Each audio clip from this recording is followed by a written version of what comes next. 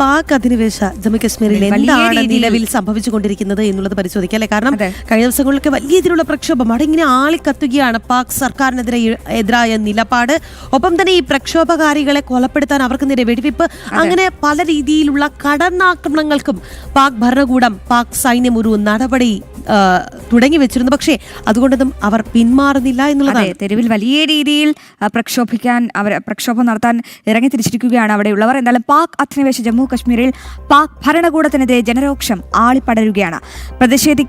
പ്രതിഷേധക്കാർക്കെതിരെ പോലീസും പാകിസ്ഥാൻ സൈന്യവും നടത്തിയ അതിക്രമത്തിൽ 200ഓളം പേർക്കാണ് ജീവൻ നഷ്ടമായത്. പാകിസ്ഥാനെതിരെ ശ്രീനഗറിലെ ലാൽ ചൌക്കിലും പ്രതിഷേധം അരങ്ങേറി. പാക് അധിനിവേശ ജമ്മു കാശ്മീരിൽ പാക് ഭരണകൂടത്തിന്റെ അതിക്രമങ്ങൾ തുടർക്കഥയാകുന്ന സാഹചര്യത്തിലാണ് ജനങ്ങൾ തെരുവിലിറങ്ങി പ്രതിഷേധിക്കുന്നത്. പാക് ഭരണകൂടത്തിന്റെ ക്രൂരതകൾ അവസാനിപ്പിക്കണമെന്നാണ് ജനങ്ങളുടെ ആവശ്യം. പാക് ഭരണകൂടം തങ്ങളെ രണ്ടാം തരം പൗരന്മാരായാണ് കാണുന്നതെന്നും ജനങ്ങൾ പറയുന്നു. പാക് അധിനിവേശ ജമ്മു കാശ്മീരിലെ ജനങ്ങൾ അനുഭവിക്കുന്നത് സമാനതകളില്ലാത്ത ക്രൂരതയാണ്. 200ഓളം പേർ കൊല്ലപ്പെട്ട പ്രക്ഷോഭത്തിന് തുടർച്ച നൽകുമെന്ന് പ്രഖ്യാപിച്ച് ആയിരങ്ങൾ തെരുവിലിറങ്ങി. പാക് അധീന ജമ്മു കാശ്മീരിലെ ജനങ്ങൾ അടിച്ചമർത്തൽ അംഗീകരിക്കില്ല എന്ന ഉറച്ച പ്രഖ്യാപനമാണ് നടത്തുന്നത്.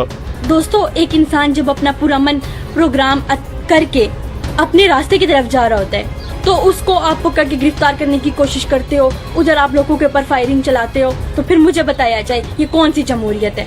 आखिर मुझे भी बताया जाए कि जब आप बात करते हो तो आप कहते हैं ये मुल्क जमहूरियत में, तो जमहूरियत का नाम लेता है, तो मुझे बताया जाए ये कौन सी जमहूरियत है. ജനങ്ങൾക്കിടയിൽ പ്രവർത്തിച്ച അവാമി ജോയിന്റ് ആക്ഷൻ കമ്മിറ്റിയുടെ നിരോധനത്തെ തുടർന്നാണ് സംഘർഷം ഉടലെടുത്തത്. ജനങ്ങളുടെ പ്രശ്നങ്ങളിൽ ഇടപെട്ട് ജനങ്ങൾക്കൊപ്പം നിൽക്കുന്ന നിലപാട് സ്വീകരിച്ച സംഘടന ജനങ്ങൾക്കിടയിൽ നേടിയ സ്വാധീനം പാക് ഭരണകൂടം സംശയത്തോടെയാണ് കണ്ടത്. അതുകൊണ്ട് തന്നെയാണ് അവർ നിരോധനമെന്ന കടുത്ത നടപടിയിലേക്ക് കടന്നത്. അതേസമയം ഇതിനെതിരെ ജനങ്ങൾ തെരുവിലിറങ്ങി പ്രതിഷേധിച്ചത് പാക് ഭരണകൂടത്തിന്റെ കണക്കുകൂട്ടലുകൾ തെറ്റിച്ചു.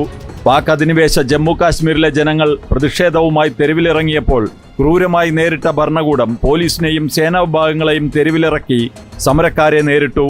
വെടിവെപ്പും ഷെല്ലാക്രമണവും ഉണ്ടായി. 200ഓളം പേർക്ക് ജീവൻ നഷ്ടമായി. അന്താരാഷ്ട്ര മാധ്യമങ്ങളിലടക്കം സംഭവം വാർത്തയായി.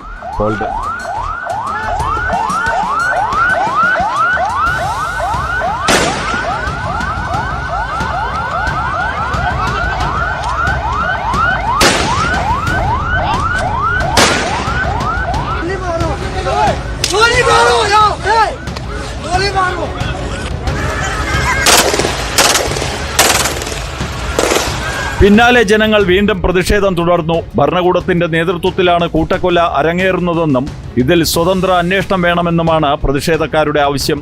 ആയിരങ്ങൾ തെരുവിലിറങ്ങി പ്രതിഷേധം തുടരുന്നത് അന്താരാഷ്ട്ര തലത്തിൽ പാകിസ്ഥാന് നാണക്കേടായി. മനുഷ്യാവകാശ ലംഘനങ്ങളടക്കം ചർച്ചയാക്കുന്ന സാഹചര്യം പാക് ഭരണകൂടത്തെ പ്രതിരോധത്തിലാക്കിയിട്ടുണ്ട്.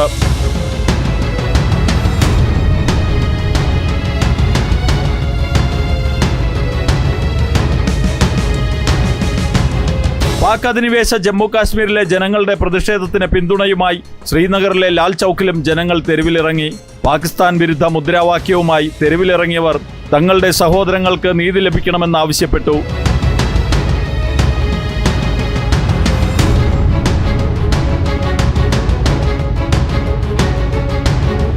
പാകിസ്ഥാന്റെ ഭാഗത്തു നിന്നും അടിച്ചമർത്തൽ നടക്കുകയാണെന്നും ഐക്യരാഷ്ട്രസഭയുടെ മനുഷ്യാവകാശ കമ്മിറ്റി പാക് അധിനിവേശ ജമ്മു കാശ്മീർ സന്ദർശിക്കണമെന്നും നാഷണൽ കോൺഫറൻസ് നേതാവ് ഫാറൂഖ് അബ്ദുള്ള ആവശ്യപ്പെട്ടു.